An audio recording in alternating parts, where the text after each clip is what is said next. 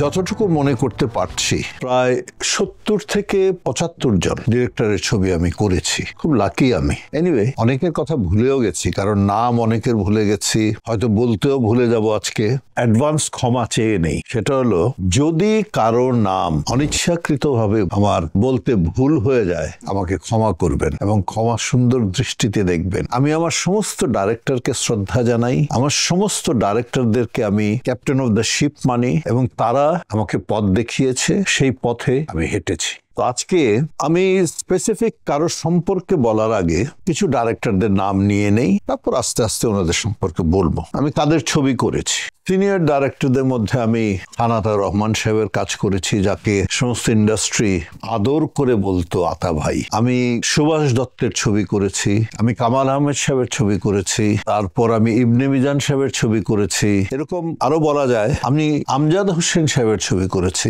এই কজনের কথা একটু বলি। আতা ভাই ওয়াজ এ ভেরি ইমোশনাল ডাইরেক্টর, অসাধারণ একজন মেকার ছিলেন, তার চাইতেও বড় একজন পার্সোনালিটি, টোটাল ইন্ডাস্ট্রিকে রিপ্রেজেন্ট করার মতো পার্সোনালিটি ছিলেন আতা ভাই। আমার সৌভাগ্য হয়েছে ওনার সাথে কাজ করার। একজন ইমোশনাল ডাইরেক্টর, উনি মানুষকে ভালোবাসতে জানতেন, সে ভালোবাসার ছোট্ট একটি অংশ আমিও পেয়েছি। আতা ভাই সম্পর্কে আর এর চেয়ে বেশি বলা ঠিক নয়, কারণ উনি একজন ইনস্টিটিউশন। কি বলবো ওনার সম্পর্কে, ওই চেষ্টা করেছি ওনার হাত ধরে চলার জন্য। আতা ভাই, আপনাকে অনেক অনেক শ্রদ্ধা। আপনি আমাদের ছেড়ে চলে গেছেন অনেক আগে। আপনি ভালো থাকুন, যেখানেই থাকুন ভালো থাকুন, আমরা আপনাকে মিস করি। এরপর কাজী জহির সাহেব, উনি অনেক বড় একজন কমার্শিয়াল ডাইরেক্টর ছিলেন। উনি চলচ্চিত্রের বাইরে কোনো কিছু নিয়ে ভাবতেন না। উনি চলচ্চিত্র নিয়ে কথা বলতেন, চলচ্চিত্র নিয়ে স্বপ্ন দেখতেন, চলচ্চিত্র নিয়ে ঘুমাতেন, চলচ্চিত্র নিয়ে পরের দিন জেগে উঠতেন।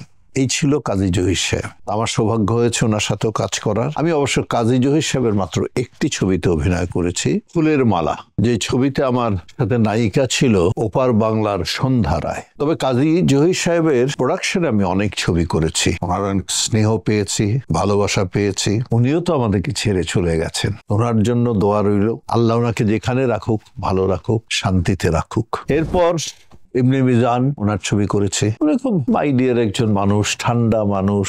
ওনার শিডিউল প্রবলেম হলে উনি শিডিউলটা খুব সুন্দরভাবে ম্যানেজ করতেন, যে আলমগীর সাহেব এই ডেটটা তো আমার লাগবে, মিজান ভাই ডেটটা তো আমার কাছে নাই। উনি বলতেন কি মুশকিল, ডেটটা নাই না, তো কবে দিতে পারবেন? আমি এখন তো দেয়া যাবে না, আমি প্রচন্ড ব্যস্ততার মধ্যে আছি। কি মুশকিল, আচ্ছা দেখেন না, একটু ম্যানেজ করেন। এবং কোনো টেনশন নাই ওনার, উনি কাজ করতেন। এবং উনি কিন্তু একটা পর্যায়ে ডেটটা নিয়ে চলে গেলেন। তো ওনারও খুব বেশি একটা ছবি করিনি, অল্পই ছবি করেছি। তারপরে চলচ্চিত্রের মাঝপথে উনি আমাদের চলচ্চিত্র ছেড়ে আমেরিকা গিয়ে সেটেল হন, ওখানে বহুদিন ছিলেন। তারপর উনিও এই পৃথিবী ছেড়ে চলে গেছেন।